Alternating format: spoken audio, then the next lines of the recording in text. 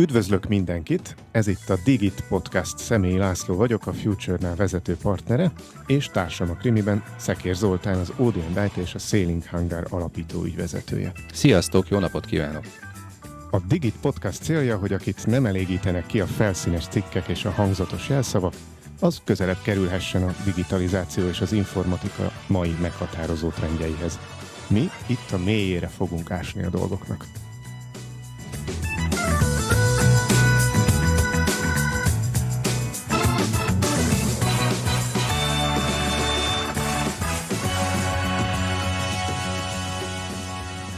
Ez itt a Digit Podcast, ezért mindig beszélünk digitalizációról, de még sosem vettük annyira hivatalosra, mint ma. Magyarországnak március vége óta van megújult versenyképességi stratégiája, és ez a 3 kiemelt témánk egyike, hazánk Európa Tanácsban betöltött elnökségének is. A stratégia 4 pillérben és 6 ágazatban 41 tervezett akciót sorol fel. Ígérem, nem fogjuk mind a 41-et átvenni ma. Pedig ha a mélyírásuk, akkor néha kéne. Inkább néhánynak a mélyére ásnék, mert erős összefüggést mutatnak a zöld és a digitális átállással. Ez divatos mostanában IKER transformációnak hívni, és ezekről a céges kihívásokról számos adásban beszélgettünk már. Most azonban kinagyítunk az ország szintjére. Megtisztelő, hogy a Digit Podcast stúdiójában köszönhetjük Szolnoki Szabolcsot, a Nemzetgazdasági Minisztérium technológiáért felelős helyettes államtitkárát. Nagyon szépen köszönöm, hogy itt lehetek. Köszönjük, hogy eljöttél.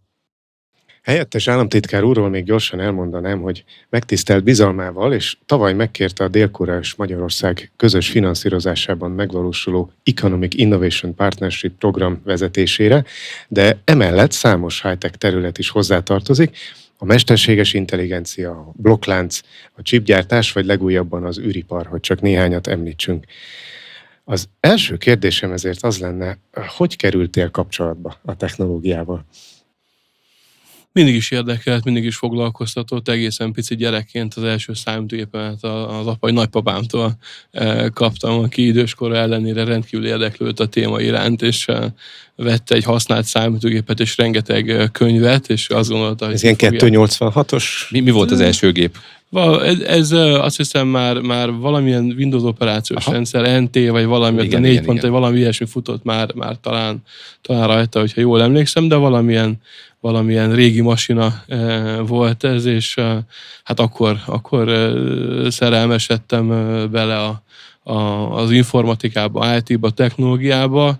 Sokáig azért voltak olyan terveim, hogy kifejezetten ezzel foglalkozok, technikailag, műszakilag is, egy picit dolgoztam is ilyen területen, és végül aztán rájöttem, hogy ez nekem nagyon kevés türelmem van, és jobban szeretek a projektmenedzsmenttel és az emberekkel foglalkozni, de igen, azért viszonylag sok rendszert összeraktunk, főleg hardveres vonalon volt, de most is azért szinten tartom magam bizonyos kérdéskörökben.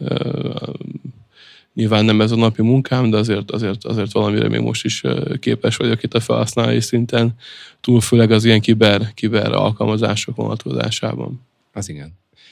Milyen kiber alkalmazások jönnek nálad szóba? Melyik azok a kiber alkalmazások, amelyiket érdekel téged, mint felhasználó is, vagy egyébként kapcsolódik az államtitkársághoz, mint kiber? Melyik a helyes kérdés, és melyik a helyes válasz? Igen, hát alapvetően különböző behatolásoknak a detektálása, Wireshark, egyéb szoftverek, illetve nagyon sok olyan tool van, eszköz, amit használok én is, OSINT toolok a munkában, tehát azt gondolom, hogy erről a podcast keretében is beszélhetünk talán, de csak passzív OSINT-ról beszélünk, természetesen aktív eszközökhöz nem nyúlunk. Aktív eszközökhöz nyúltok inkább a versenyképesség javítása terén. Hogyan függ össze szerintetek, most itt Zolit is kérdezem, de nyilván téged is, Szabolcs, a digitalizáció és a versenyképesség? A digitális eszközök használata a gazdaságban egyfajta minimum, ami ma már annyira általánosan jelenvaló, hogy nem ettől függ a versenyképesség, hanem mondjuk az adórendszertől, vagy a munkaerőtől, stb. Vagy pont ellenkezőleg ez a fő meghatározója, hogy ma mennyire lehetünk versenyképesek a világban. Abszolút szorosan összefügg a kettő, úgy, ahogy a mindennapi operációnknak része és gyorsítója, akár a navigációs szoftverek, bármilyen naptár, szervező, rendszerező, amit használunk, mint magánemberek a hétköznapi életünkben, ugyanúgy nyilván vállalkozásban is ezek elengedhetetlenek, és ezek a versenyképességet fokozzák, hatékonyságot, időspórolunk vele, tehát tudjuk jól ezeket, ezért nekünk a fő funkciónk, meg dedikációnk, hogy két oldalról segítsük a KKV-kat, illetve az ipar szereplőit a technológiaváltásban, technológia adaptációban. Az egyik az a szabályozás, egy olyan megengedő típusú környezetnek a kialakítása, formálása, ami részint a technológia terjedését, részint pedig az alkalmazását elősegíti, lehetővé teszi. A másik az pedig a különböző képzési programok, tanácsadások, a harmadrészt pedig olyan pilot programok, kísérleti programok, demonstrációs eszközök, amikkel jó értelemben tudunk egy picit fertőzni ebben az ökoszisztémában, harmadrészt pedig a támogatási programok, amikor kifejezetten akár szoftver alkalmazás, akár hardware, vagy ezek kombinációk a beszerzését, vagy akár képzéssel is, mint egy plusz réteg rátéve erre tudjuk támogatni. Ilyen nagyon sok esetben, akkor, amikor mi elmegyünk, most nyilván itt a képzés, fejlesztés, kiberbiztonság szegmens, amiben jellemzően én mozgok, ebben azt látom, hogy magát a digitalizációt nagyon kevesen értik, noha nagyon sok energiát fektet bele az államtitkárság abba, hogy az a felkészítés, tudás meglegyen különböző oktatási platformokon. Hogy látjátok, mik azok a visszajelzések, amik érkeznek, hogy ez jó, elég, lehetne még több, csak támogatással lehetne elérni ennek az átütő erejét? Milyen visszajelzésekkel találkoztok? Igen, alapvetően az a megértés, amit főleg a KKV körről és annál nagyobb a probléma, minél kisebb foglalkoztató létszám irányába megyünk, hogy nem nagyon tudnak arra dedikált embert alkalmazni, hogy használja ezeket az eszközöket, és sokszor a vállalkozónak, vagy annak a néhány munkatársának nincsen erre már kapacitása. Illetve sokszor azért valljuk be, hogy már rengeteg szofisztikált és jó eszköz létezik, de ezeknek a használata nem feltétlenül mindig annyira egyszerű és magától értetődő, mint amiket mondjuk használ a KKV azokban a pillanatokban, amikor ő egy magánszemély. Tehát nyilván egy vállalkozó az ugyanannyira egy magánszemély, mint egy cégvezető, vagy akár egy cégnek az alkalmazottja, használja a legizgalmasabb EMI alapú eszközöket a saját mobiltelefonján, teljesen természetesen, míg mondjuk a cégben nem nyúl ezekhez, nem szán a bevezetésükre, a megtanulásukra. Ennek egy picit két-három, vagy akár még több rétege vagy oldala is van. Az egyik az, hogy tényleg itt ezeknek a szoftvereknek is, és nyilván általánosítok, fejlődniük kell, tehát tényleg ugyanolyan egyszerűnek kell lenniük, vagy kellene lenniük, mint amiket egyébként használ más esetben, amik magától értetődőek. Mi a legjobb eszköz, amit nem is kell tanulni, ami kézre áll, ami egy pillanat alatt ott van és tudod használni, és ami nem igényel sok ráfordítást. Ezt sok visszajelzésből, de még egyébként saját példából a körülöttem lévő családi vállalkozási környezetből is látom, hogy igen, van egy fő professzió, van egy fő szakma, azt kell ellátni, lehetne szintet lépni sok tekintetben, de most még egyébként, hogy arra embert dedikáljunk, ezeket a rendszereket kezelje, nincsen feltétlenül forrás, egy bizonyos időtávon bele kéne befektetni, hogy majd valamikor megtérüljön. Ugye nyilván ezt is azért meg kell értetni az emberekkel különböző use case-eken, példákon keresztül, hogy ugyanannyira, amennyire belefektet valaki egy új szállítójárműbe, vagy egy diagnosztikai gépbe, vagy bármi, amit ő használ a működése során, ugyanannyira ezekbe az IT eszközökbe való befektetés az működőképes. Lehet edukálni, meg kell is, de azt gondolom, hogy tényleg azzal kell kezdeni, azzal a kérdéssel kell kezdeni, hogy föl kell mérni, hogy az adott vállalkozásnak mire lehet szüksége, és föl kell tenni még mielőtt bármibe belevágunk azt a kérdést, hogy hajlandó erre időt és pénzt fordítani, és meg kell mutatni, hogy mennyi az az idő, és mennyi az a pénz, amit ez föl fog emészteni. Nagyjából ez mikor fog megtérülni, mikor fog termelőre fordulni, és mondja meg most, és kötelezze el magát, jó értelemben mondom ezt, hogy beleáll ebbe a journey-be, ebbe a folyamatba, különben csalódás lesz egész. Szerintem ebben azért szolgáltatói oldalról, szállítói oldalról is egy ilyen típusú kommunikációt kellene csinálni. Tehát pontosan meg kéne mutatni azt a roadmap-et, és meg kéne mutatni azt a minden típusú ráfordítást, tehát legyen akár anyagi, és még inkább az erőforrás, és erre számos példát tudunk mondani egy új rendszer bevezetésével, de akár még egy egyszerű honlapfejlesztésre, és hány ilyen példát látunk, hogy vagy a Sógor IT, vagy akár egy professzionális szolgáltatóval elkezd dolgozni, és az inputot azt neki kell megadnia, azt senki nem tudja helyette. Lehetnek AI eszközök, lehet kulcsszedetben, azt neki kell megadnia az inputot, és hogyha ott valamire akad, akkor nem fog tudni végigmenni ez a folyamat, és hogyha ezt nem gondozza, akkor az egy kudarcélmény lesz, ami sajnos tovább építi ezeket a mindenféle falakat, meg kognitív gátakat. Nagyon jó ezt hallani. Tehát a második évad 14. 15. adásánál tartva helyettes államtitkár úr mondja nekünk azt, amiről mi beszélünk, és megerősíti azt számunkra, hogy igen, csináljuk tovább. Mit gondolsz erről, Laci? Hát abszolút egyetértek abban a szempontból, hogy már másfél éve, amikor elkezdtük, akkor is az volt a fejünkben, hogy ezt a fajta edukációt nem lehet megspórolni, ami még nem az eszköz edukációja, hanem az eszköz miértjének az edukációja, meg az, hogy hogyan lehet egy bármilyen eszközzel bővíteni a palettát egy cégben, akár egy mikrocégnél is. Nyilván egy egyéni vállalkozónál ez teljesen más, hogy merül fel, tehát ott szerintem a legfontosabb, hogy tényleg kézre álljon, ahogy mondtad, az eszköz maga, mert senkire nem fogja tudni delegálni azt, hogy megtanulja annak az eszköznek a használatát. Viszont egy KKV-ban, várj egy pillanatot, még egy gondolat, hogy egy KKV van, ahol mondjuk van már 20-30-50 ember, ott azért a cégvezetőnek már van egy púlja arra, hogy ki mit csinálhat, és ott bizony elfér ez a feladat. És mégis azt látjuk, hogy ebben a körben is nem teljes a digitalizáció, meg ugye itt is kicsit színesebb is, mert régen mi volt a digitalizáció, vettem egy gépet, volt rajta Windows, meg volt rajta Office. És akkor az volt a nagy dolog, hogy ezt mindenki megtanulja használni a cégben, mert hogy mindenkinek valamire fog kelleni.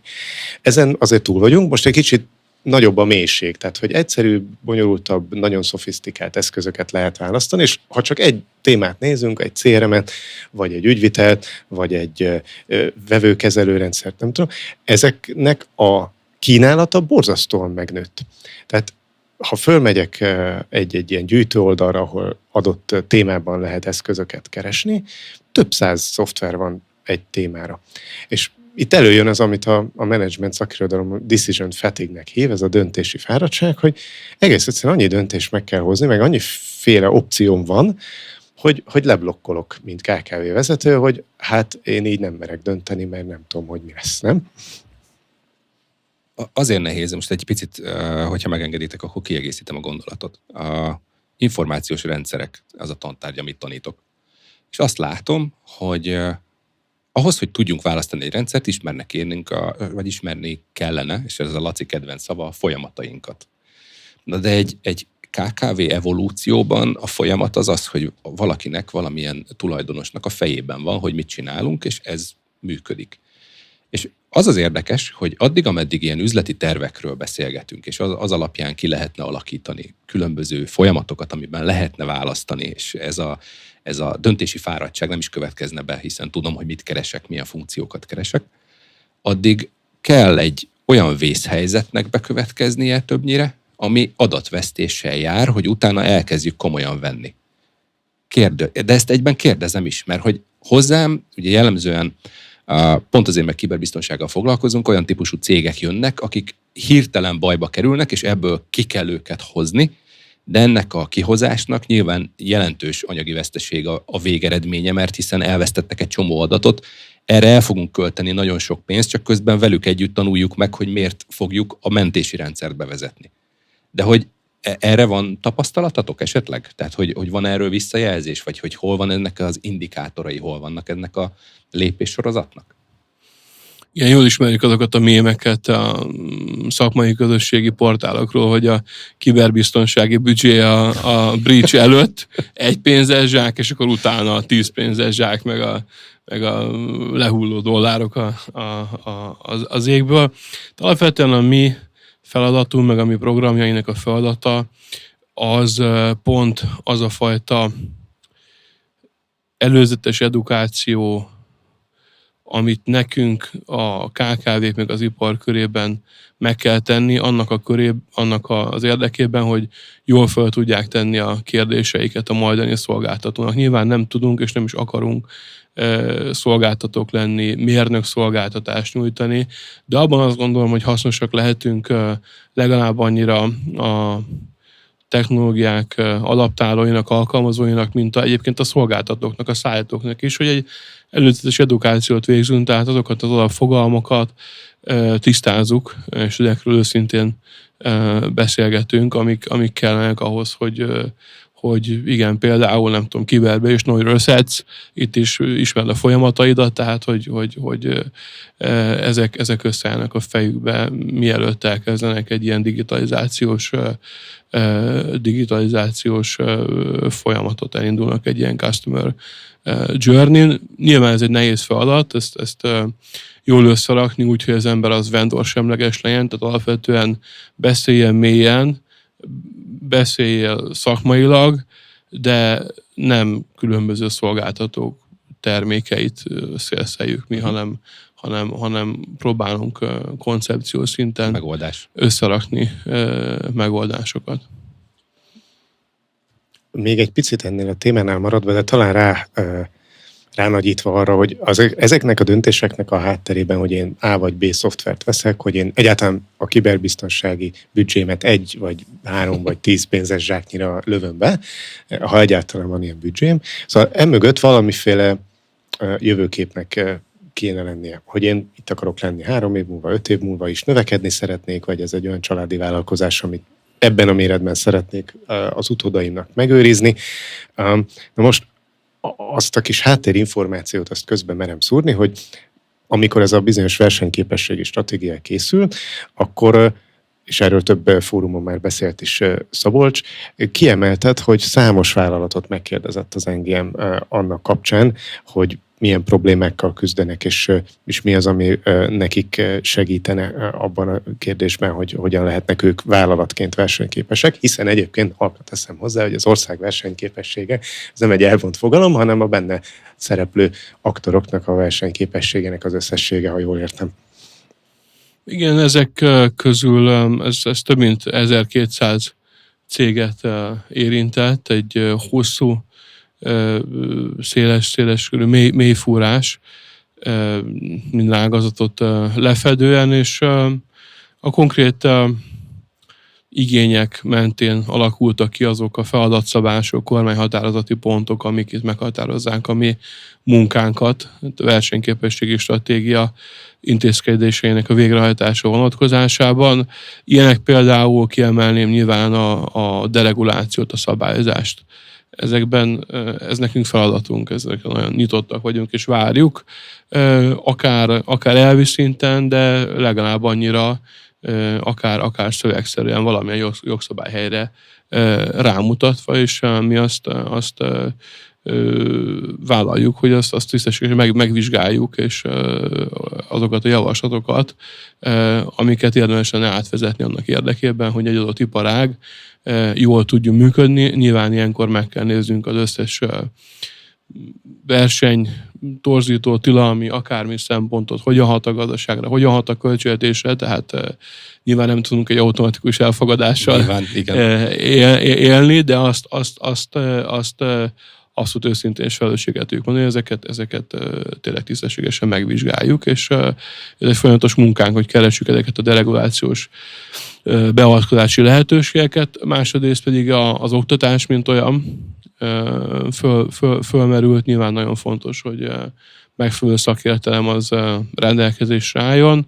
Igyekszünk itt is együttműködve a többi társtárcával azokat a vállalati igényeket a munkaerőpiacnak, azokat az elvárásait beépíteni a képzésbe, ami egyszerre jelenti azt, hogy egy könnyű felszívást biztosít, másodrészt meg azért nézzük azt is meg, hogy azért olyan tudást kell hagyni, meg olyan tudást kell telepíteni a képzésben résztvevőkhöz, amit széles körben tudnak hasznosítani. Tehát nem feltétlenül mindig ugyanaz az igény, mint ami hosszú távú igényünk. Tehát nyilván tudjuk azt például, hogy egy természetes dolog, de mondjuk egy mérnök, vagy egy junior mérnök elszívó képesség. Hol van annak a határa, hogy akár alapszak közben, alatt, elvégzése után, vagy közben viszik el azokat a fiatal mérnököket, ami nagyon szép abban az első néhány évben, meg egy szép kereseti lehetőség fiatalként, pályakezdőként, de azért mégiscsak az a mély, meg minőségi tudás, azért mégiscsak egy mester, vagy akár lehetőleg minél több esetben, akár egy PhD, vagy további szakosított MBA egyéb képzések során alakul ki. Tehát ugye ezt is azért figyelembe kell venni, hogy találni ebben egy egészséges kompromisszumot. Ne menjen el annyi, mint amennyi a képzés bekerülésébe menne. Ez egy másik szakterület alapvető kompetenciája, de nyilván mi ebben részt veszünk egy konzultáns szereplőként, és az ipar igényeinek a becsatornázásaként, és keressük azokat a megoldásokat, keressük azokat a tudástranszfereket. Ugye itt az elején említett magyar dél-koreai program az egy kiváló példa erre. Alapvetően az a elektromobilitás, városi mobilitás, akkumulátor technológia köré szerveződik, ott a nyomonkövetés, a teljes életciklus alatt az ehhez kapcsolódó kutatási, képzési tevékenységek, illetve az a mérnök és szakmunkás képzés, amire az akkumulátoriparnak szüksége van, annak érdekében, hogy ténylegesen egy fenntartható, valamikor ténylegesen egy zéró, vagy ahhoz közelítő emissziós technológia legyen az akkumulátor technológia. Ehhez nyilván kellenek minden szinten jó szakemberek és munkatársak, és Magyarországnak is elemi érdeke, hogy az a hatalmas eredmény, amit elértünk a beruházások vonzása tekintetében, ezt fönn tudjuk tartani. Ehhez pedig képzett magyar munkaerő kell, mindenféle színű galléros emberek esetében dolgozzanak, akár a gyárban, az összeszerelésben, akár pedig a tervezésben. Ezzel azt gondolom, hogy abszolút egyetértünk, ráadásul 2025-től itt az ESG is, amihez meg szintén egy csomó szabályozás össze fog érni az informatikával, hogy csak maradjunk a magának a technológiai részének azon a mezsdjén, hogy az is egy megújulás, egy fenntarthatóságot kell, hogy képviseljen, tehát azért az informatika jelenleg ebből a szempontból bizonyos értelemben azért környezetszennyező, hiszen nem tudunk a veszélyes hulladékokkal mit kezdeni, illetve magák ezzel elavult számítógépek is idézőjelben veszélyes hulladékot nem képeznek. beszélve az energiafogyasztásról, ami most még messze nem teljesen viszont zöld. Egy kérdést, hogyha megengedtek még. Ugye itt azt mondtátok, hogy nagyon mély fúrás volt. Van 3 olyan top eredmény, ami kijött ebből a kutatásból, hogy a KKV-knak igazából mire van igénye vagy szüksége? Ezt meg lehet kérdezni? Igen, tehát alapvetően egyrészt, hogy mondtam, ismételni tudom magam a munkaerő, a képzett munkaerő, a szabályozási környezet és a célzott támogatási programok. Tehát egyben ez lett a végeredménye is a kutatásnak. Ezek azok most általam legfontosabbnak tartottak, de itt számos nagyon konkrét feladatszabás merült föl, klinikai kutatások, más témák vonatkozásában, amik számon kérhető feladatként jelennek meg a mi oldalunkon. Ugye jelenleg is, vagy hát jelenleg ellátjuk az Európa Tanács elnökségi feladatait, tehát a mai napon is ez volt az easter egg a mondatomban, hogy akkor hadd kérdezzem meg, hogy szerinted, Szabolcs, ezeknek a problémáknak a megléte EU szintű, vagy ez egy ilyen magyar specifikum? Tehát az oktatás, a dereguláció, a célzott támogatási programok, amiket kiemeltél. Én azt gondolom, hogy EU szintű, igen. Talán a bizonyosak ezek közül a mi régiónkban, földrajzi régiónkban még élesebben jelentkeznek, de amikor nekem is alkalmam, lehetőségem van ilyen uniós konzultációs vagy döntéshozó fórumokon részt venni, gyakorlatilag nagyon sok kérdésben ugyanarról beszélünk, és ugyanazt ismétlik el az államtitkárok, miniszterek, különböző állami képviselők, szakpolitikusok. Tehát ugyanazokra a kérdésekre keressük a válaszokat közösen, nem mindig ugyanazt tartjuk a megfelelő útnak és megoldásnak, de azt gondolom, hogy számos olyan kérdés van, amiben ki tudunk egyezni. Ugyanilyen a versenyképesség, Európai Unió versenyképessége megtartásának, erősítésének a fontossága. Technológia szempontból látunk nagyon jó kezdeményezéseket.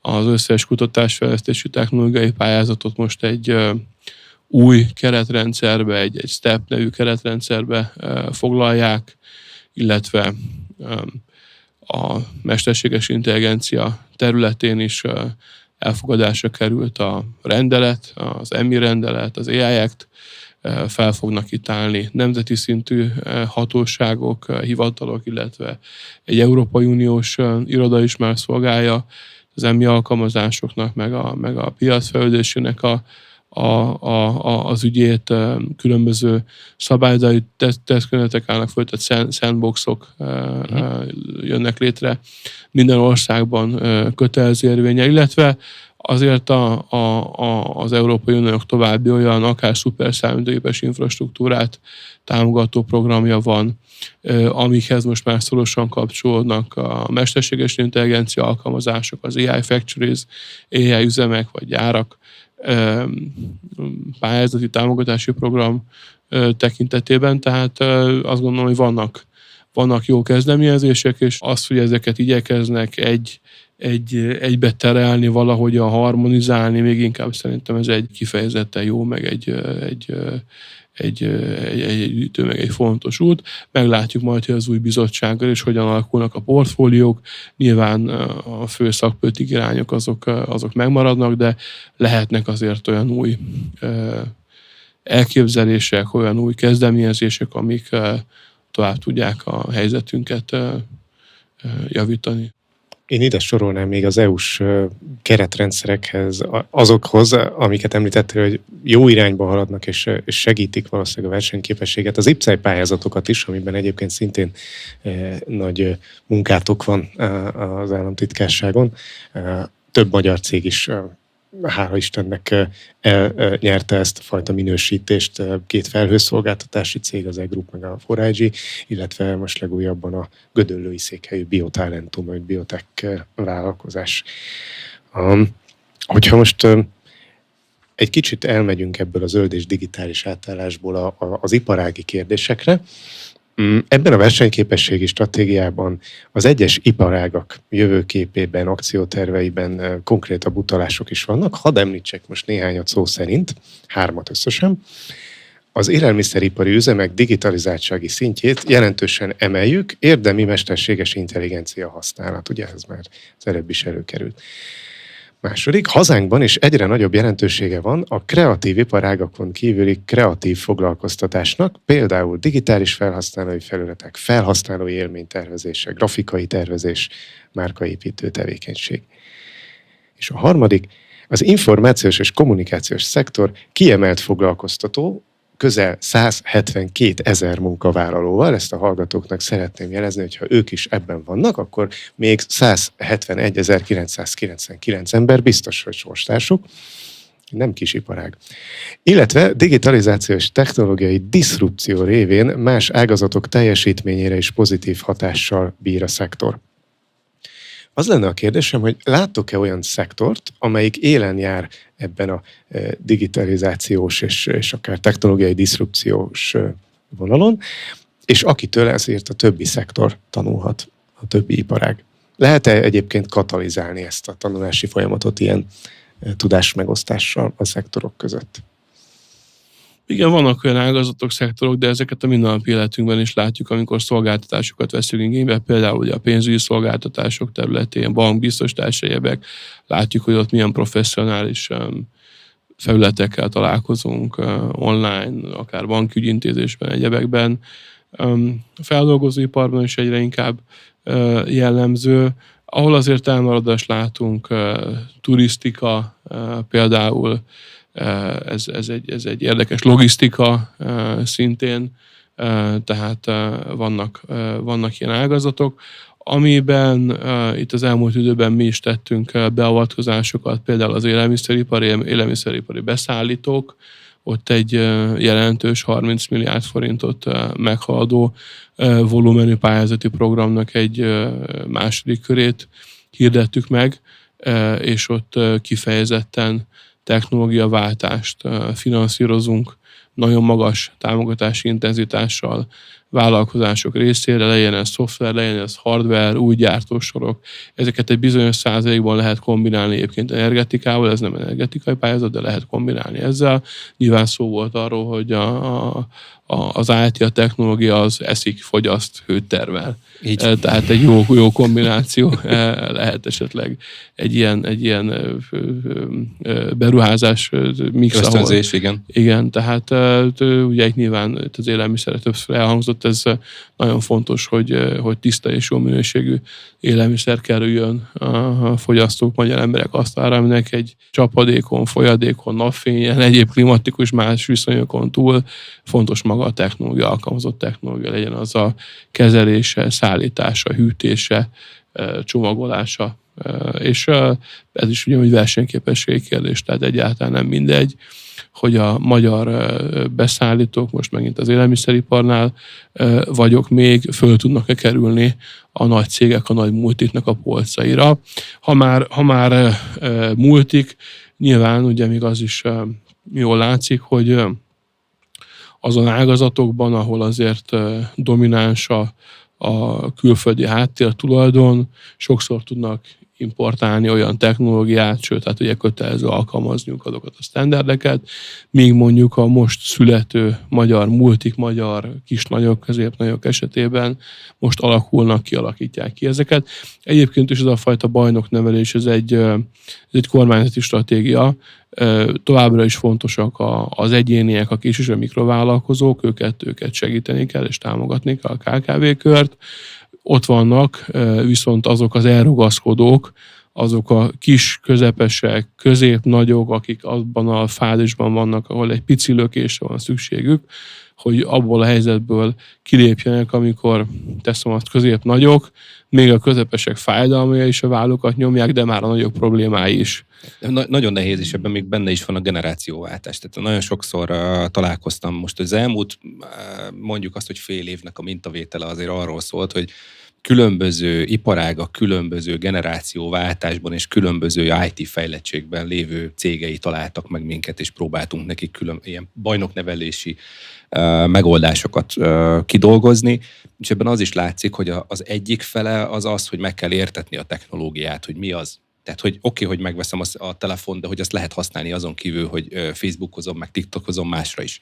Tehát lehet azzal a vállalatirányítási rendszert is nézni, meg lehet analitikát is nézni, meg jóváhagyási folyamatokat, és ami egy közös szegmens, és azt látom, hogy egy nagyon érdekes, az oktatásnak ez volt a legfőbb lényeg, hogy az adatok kerüljenek be valahova, és az adatokat kezdjük el védeni valahogy, és az adatok azok akkor jók, ha megismételhetők. Tehát, hogy ebben. És itt a turizmus, itt a turizmusra is egy gondolatot szeretnék, hogy nagyon érdekes az a konstelláció, hogy az önkormányzatok versus weboldal versus turizmus fejlesztés mennyire nem ér össze a digitális világgal.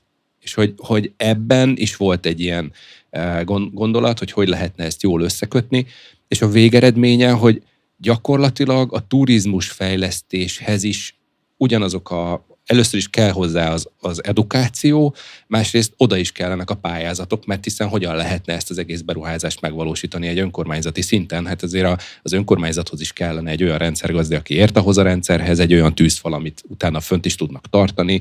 Egyébként maga a weboldal fejlesztés, turizmus, vendéglátáshoz tartozó hirdetések, amik egyben bevételt is fognak tudni termelni, ezeknek az összeérését még nem mindenki látja. Tehát ezzel szerettem volna kiegészíteni ezt a gondolatkört, hogy a valóság, meg arról, amiről Szabolcs beszélt, az mennyire szorosan összekapcsolódik.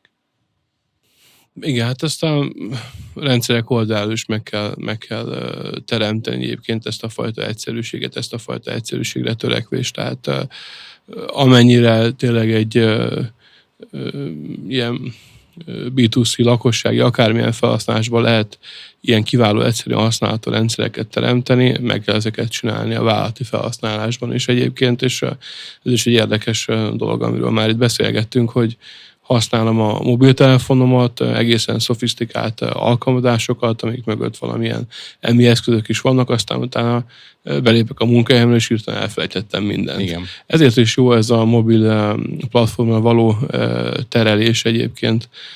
Azt gondolom, hogy ez mindenképpen egy jó irány lehet, mert akkor talán valahogy az van továbbra is a kezemben, és nem felejtem el, megjegyzem, hogy hát ez tud ugyanaz, ez tud olyan dolgokat, és egyébként le is lehet már határolni, tehát nem kell üldözni a BYOD policy-t, hogyha mondjuk van mögötte egy jó MDM. Tehát azt gondolom, ezekben is érdemes előrelépnünk, egy picit megmutogatni, hogy mire jók ezek. EMI eszközök szerintem itt is egyébként hasznosak lehetnek, hogyha tudunk olyan inputokat megadni, vagy lesznek majd olyan rendszerek, akár olyan digitális tanácsadók, ahol mondjuk inputként akár chatbotos bármilyen formában be tudja írni a potenciális ügyfél, hogy nagyjából mik az ő paraméter, és kap olyan use case-eket, olyan egyszerűen bemutatott kis akár grafikusan valahogy ábrázolt folyamatokat, eszköztárat, ami őt tudná esetleg segíteni. Tehát szerintem ez fontos lehet, meg mindig fontosak az élő példák, tehát ezért is csináljuk ezeket a különböző kísérleti pilot projekteket, ahol mindig elvárásunk az, hogy legyen ennek demonstrációs jellege. Tehát, hogyha mondjuk finanszírozunk egy ilyen kísérleti projektet, akkor ott mindig elvárás az, hogy aki ezt a finanszírozást kapta, az engedjen be más vállalkozásokat, és mutassa meg nekik, hogy mi az, amit ő csinált, mi az, amit ő adaptált, megvalósított, és az hogyan segíti az ő. És hogyan lehet ide hozzátok bekerülni ilyen kísérleti projektekkel? Tehát, hogy írunk neked egy e-mailt, hogy kedves helyettes államtitkár úr, most az lenne itt hogy van egy ilyen projektünk, vagy ennek mi az, ami a hivatalos verziója? Igen, alapvetően azt gondolom, hogy ennek a legjobb útja a háttérintézményünk, a Neumann János Nonprofit Közhasznú Kft. Ők a neum.hu honlapon elérhetőek.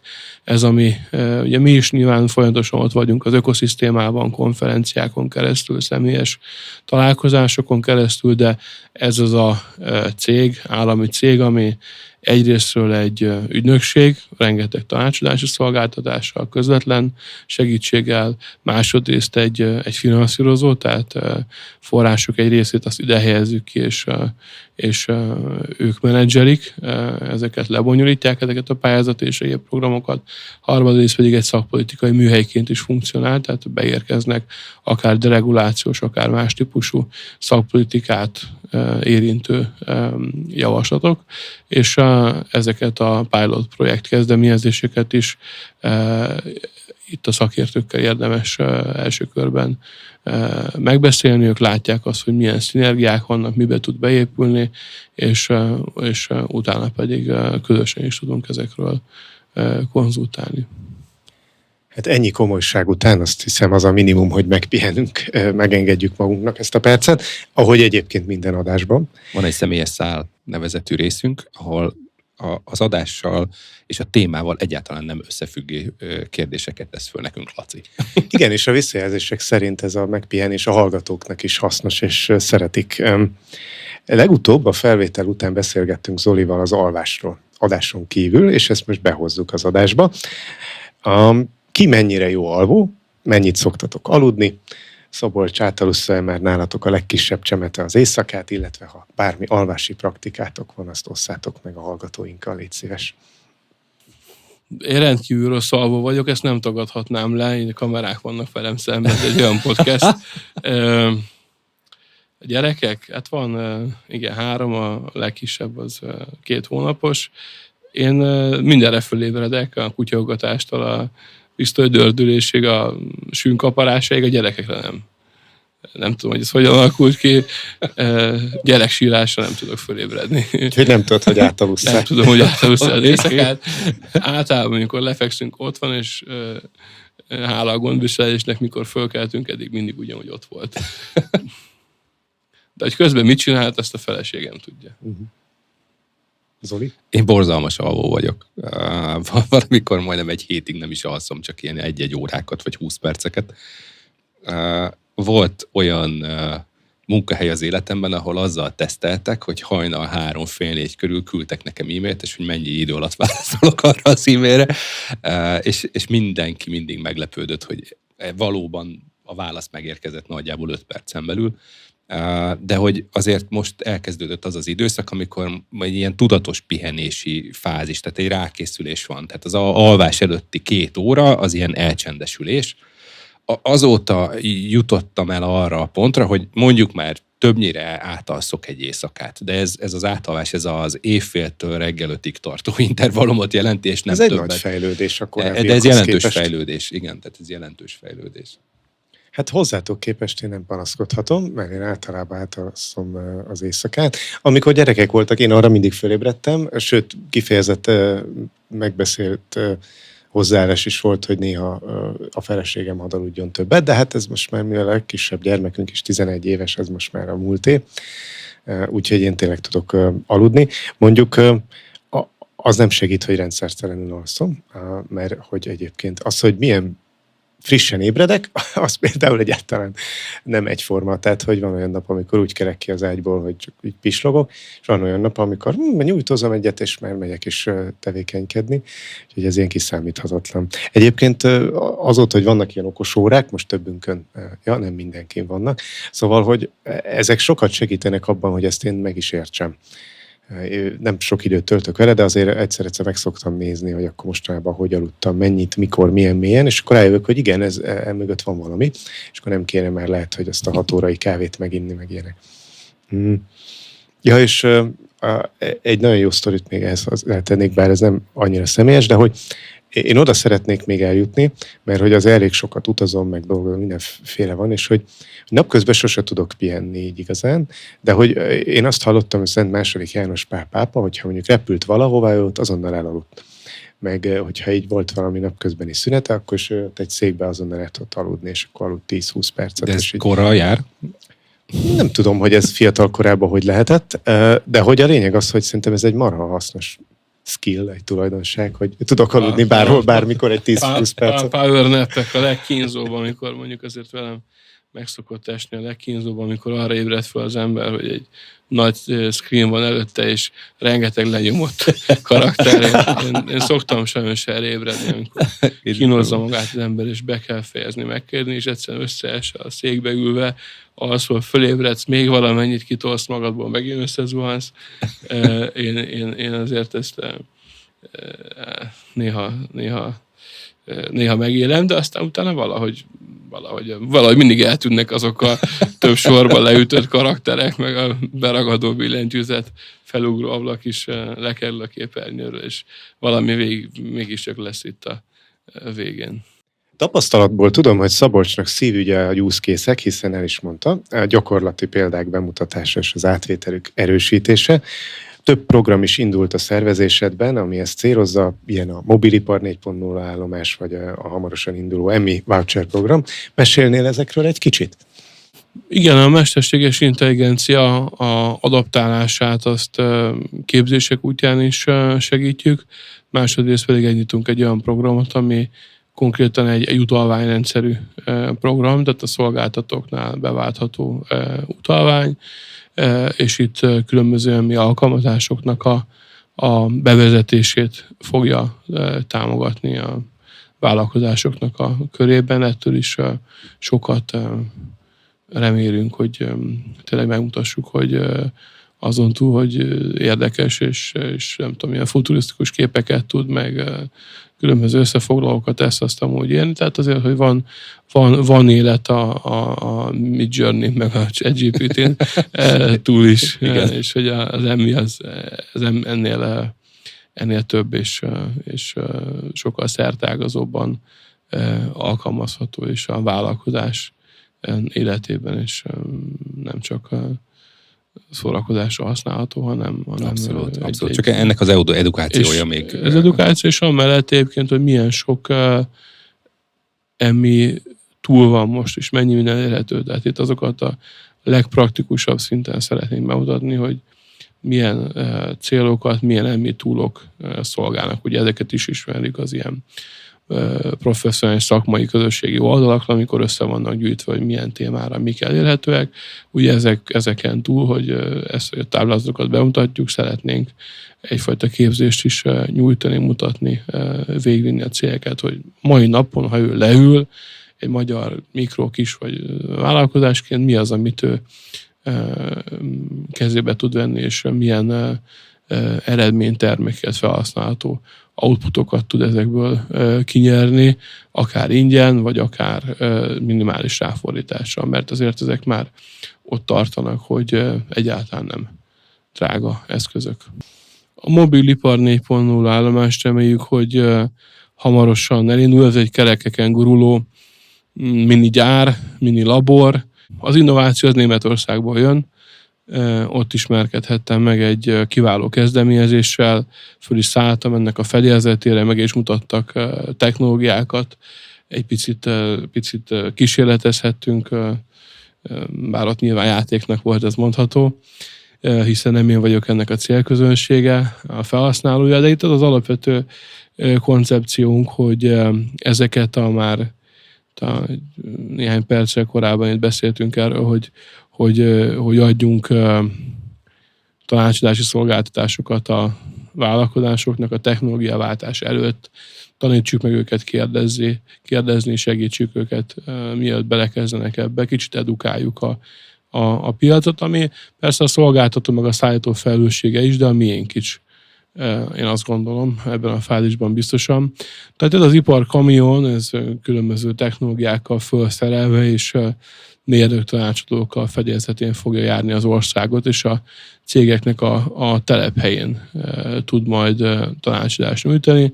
Nyilván azon túl, hogy ez egy rendkívül látványos és jó fényképezhető tevékenység, azon túl azt gondoljuk, hogy ez egy más minőséget tud így képviselni, mint mondjuk egy irodai környezetben. Nem valószínű, hogy azt a fogaskereket ott fogják tudni ennek a kamionnak a rakterében legyártani, akár egy 3D nyomtatóval, akár egy más bármilyen technológiával, de magát az elvet, illetve hogy erre milyen érhető technológiák vannak, milyen költségei vannak annak, én azt gondolom, hogy ezt jól meg lehet majd ismerni.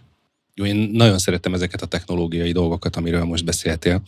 Miskolci Egyetemen a múltkor voltam egy előadáson, gyártás optimalizálásnál az AI-nak az alkalmazását mutatták be, és azért akkor, amikor beütök egy kódsort, és 5 perc múlva kijön mondjuk egy váltónak a tervrajza és a 3D nyomtatáshoz szükséges fájl, az szerintem elképesztő, hogy már itt tartunk.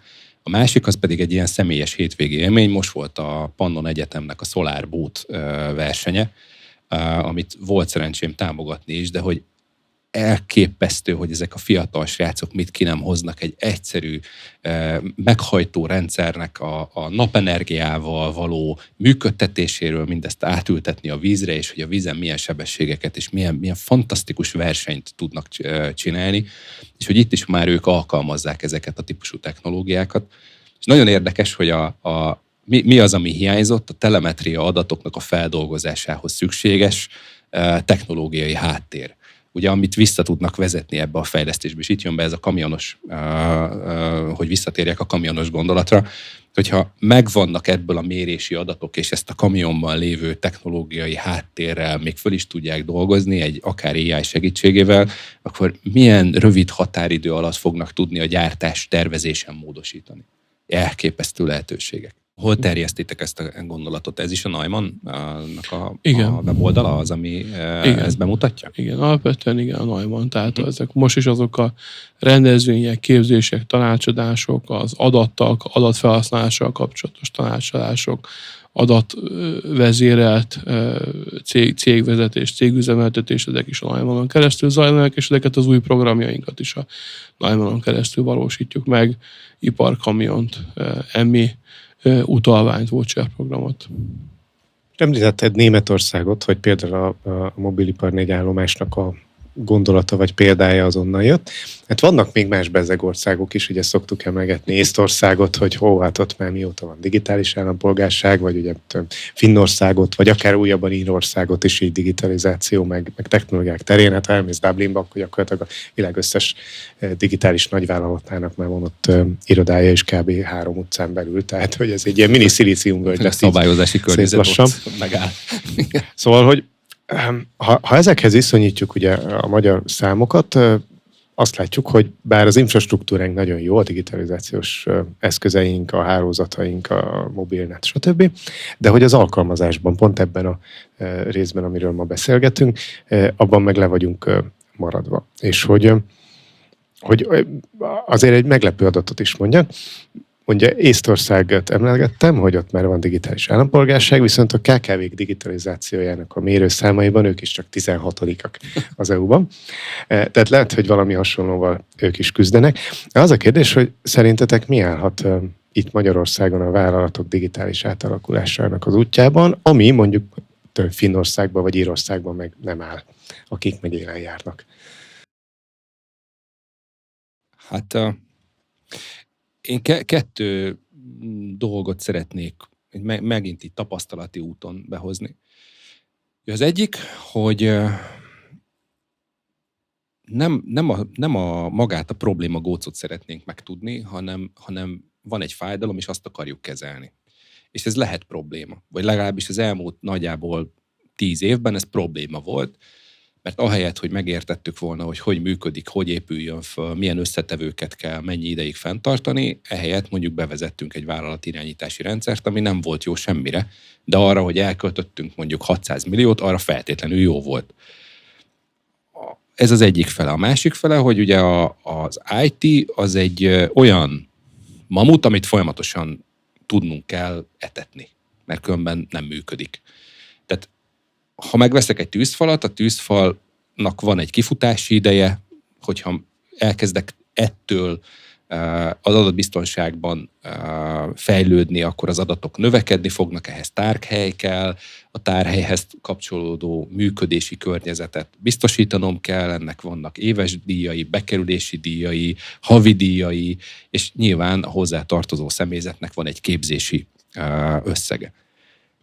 Én azt látom, hogy addig, ameddig egy Gmail ingyenes, addig nagyon kevés kis- és középvállalat tulajdonosánál fog átmenni az az üzenet, havária helyzet nélkül, hogy kellene költeni az informatikára.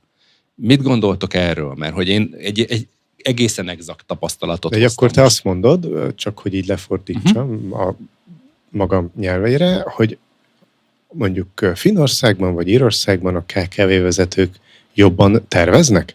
Tehát mondjuk én tartottam Bakonyi Zoli barátommal egyszer egy 2 napos ilyen üzleti tervezés workshopot, és akkor arra készülve jöttem rá, hogy egyébként tényleg mennyire ritkán hallom ezeket a fogalmakat, amiket én el fogok mondani a hétköznapi üzleti tanácsadói vagy projektvezetői életben. Tehát, hogy lehet, hogy ez egy olyan akadály, ami mondjuk nálunk akadály, mert nem tervezünk vele, ezért nem lesz rá pénzünk, és ezért nem csináljuk. Én már annyira félek ettől, hogy én mondjam, hogy már nem is akarom kimondani. Tehát ugye a gazdasági informatika a másik tantárgy, amiben akkor, amikor arról beszélek, hogy SLA, meg arról beszélek, hogy KPI, meg hogy mérőszámok, meg hogy mihez képest viszonyítunk, elképesztő, mint hogyha ilyen én lennék valami ilyen voodoo varázsló, aki jön és esőt próbál csinálni. Egy kicsit így érzem magam ebben az oktatási szerepben. Kalandosabb ez az oktatás, mint elsőre gondolnád. Kalandosabb, és ugyanezt gondolom akkor, amikor így elmegyünk vezetőképzésre szélinghangár, és így mutatok viszonyítási számokat, hogy egy beruházási költség hogy térül meg, vagy hogy kell számolni, vagy egy támogatás, mikor éri meg a támogatást úgy felvenni, hogyha én ezt beruházásként tekintem, a megtérülési rátákat tekintem, akkor én azt látom, hogy az edukációban az elmúlt időszakban, mint hogyha ezek a fogalmak félrementek volna. És most még egyszer ezeket így próbálnám úgy így földobni a levegőbe, hogy ne én csapjam le. Szabolcs, te hogy látod? Csak még itt az észt példára reflektálva, picit puskázva a számokból, az látszik egyébként, hogy ha csak a statisztikát nézem, akkor a főmutatókban nincsenek nagy eltérések. Tehát amiben van egy pici eltérés, ott is igazából 20%, az a vállalkozásoknak nyújtott digitális közszolgáltatások, de Magyarországon ez is 75% körüli, Észtországban már 98, közel 99, de ebben is felzárkózunk egyébként itt a digitális állampolgárság programnak, meg lesz majd a vállalati lába is egyébként, és nyilván látjuk a cégkaput és sok mindent, tehát most már azért ebben is nagyon jelentős kezd összeállni. Elég. Szerintem ebben a szobában egyetértünk, hogy ez nem akadály Magyarországon. Nem akadály, az infrastruktúra se akadály egyébként, és például, hogyha megnézzük a legalább alapszintű digitális intenzitással rendelkező KKV-kat, Észtországban ez 55,9%, Magyarországon pedig 53,2%. Tehát, és az EU se sokkal magasabb, 57,7%. Egyébként, hogy mégis mi az, ami a hátterében áll ennek, lehet, hogy tényleg azok a felismerések, azok az ingyenesen elérhető, egyébként nem feltétlenül minden kielégítő szoftverek, vagy akár egy havária helyzetben már nem megfelelő megoldás nyújtó szoftverek szemben a professzionális szoftverek, tehát azért annak szerintem megvan a kultúrája Magyarországon, hogy hogyan, meg miért nem szeretünk ezekért fizetni. Miért nem szeretünk ezekért fizetni, és miért keresünk alternatívákat. És azért tényleg valljuk be, hogy ezek az ingyenes, vagy hát látszólag ingyenes megoldások, nyilván tudjuk, hogy ez is egy közhely, hogyha valamilyen nem fizetsz, akkor te vagy a termék, vagy a te adatod, vagy ezt persze ezt nem is kell pláne egy ilyen podcastben, szerintem ezt neki már unásig ismerni, meg hallgatta. De hát igen, talán valahol ezt is ilyen awareness képzési oldalról kell valahol megnézni, és ehhez is esetleg egy olyan támogatáspolitikát nyújtani, meg olyan ösztönzőket, tehát támogatni is lehet, meg ösztönözni is lehet, tehát akár itt a kiberalkalmazások vonatkozásában, hogy olyan feltételekkel adjál mondjuk oda pályázati forrásokat, hogy egyébként biztonságban tudhatod a projektet, meg a pénzt. Tehát most hogyha mondjuk abba gondolunk bele, hogy nem tudom, adok egy aranyórát, azt is jól szépen úgy adom oda, hogy tudom, hogy van széfed. Igen. Pontosan, tehát hogyha vagy adok egy drága haszonjárművet, akkor azzal be tudsz állni egy tető alá, és nem veri el az első jégverés, vagy nem dől rá egy fa. Ugyanez igaz egyébként más szempontból is, tehát akár ugye itt a digitális infrastruktúrát, ellenálló képességet tekintve is. Még egy témába itt a végén hadd menjek bele, talán ez még belefér. Ugye említettem, elindult az EU elnökségi félévünk, és ez számos feladatot ró rátok a Nemzetgazdasági Minisztériumban is. Üléseket vezettek, folyamatban lévő szabályozásokat zártok le, friss szabályozások nemzeti bevezetésével kapcsolatos problémákat próbáltok elsimítani. Mennyire fontos témák lesznek itt a digitalizáció, illetve a csúcs technológiák, ez a high-technek a saját fordítása, alkalmazása, illetve a diplomáciai körökön túl lesz-e a hazai szakembereknek szóló esemény vagy bekapcsolódási lehetőség? Igen, egyrészt a KKV közgyűlésnek is kiemelt témája lesz a digitalizáció, KKV digitalizáció. Ez novemberben lesz, szintén novemberben lesz űripari napok, a bizottsággal közös szervezésben Budapesten a Space Days.